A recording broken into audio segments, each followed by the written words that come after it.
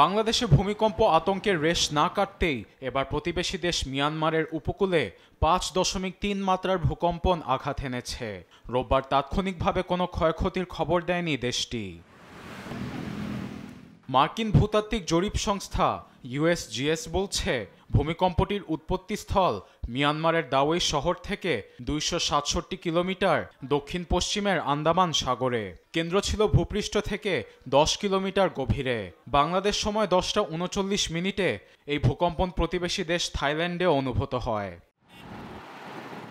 শুধু মিয়ানমারেই নয়, ইন্দোনেশিয়ার মালুকু প্রদেশের হালমাহেরা অঞ্চলে 5.2 মাত্রার ভূমিকম্প আঘাত এনেছে। দেশটির আবহাওয়া, জলবায়ু ও ভূতাত্ত্বিক সংস্থা বিএমকেজি এক বিবৃতিতে জানিয়েছে, ভূমিকম্পটির উৎপত্তিস্থল ভূপৃষ্ঠ থেকে 10 কিলোমিটার গভীরে।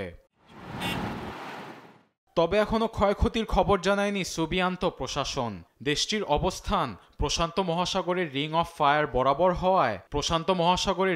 ফায়ার বরাবর হওয়ার কারণে আগ্নেয়গিরির অগ্ন্যুৎপাত এবং ভূমিকম্পের ঘটনা প্রায়ই ঘটে। গেল শুক্রবার 5.7 মাত্রার ভয়াবহ ভূমিকম্পের পর আরও দুটি আফটারশকের শিকার হয় বাংলাদেশ। এতে 10 জন প্রাণহানির পাশাপাশি আহত হয়েছেন 6 শতাধিক মানুষ। ভয়াবহ ভূমিকম্পের পর বাংলাদেশ সহ আশপাশের রাষ্ট্রে আতঙ্কে রয়েছেন অনেকেই।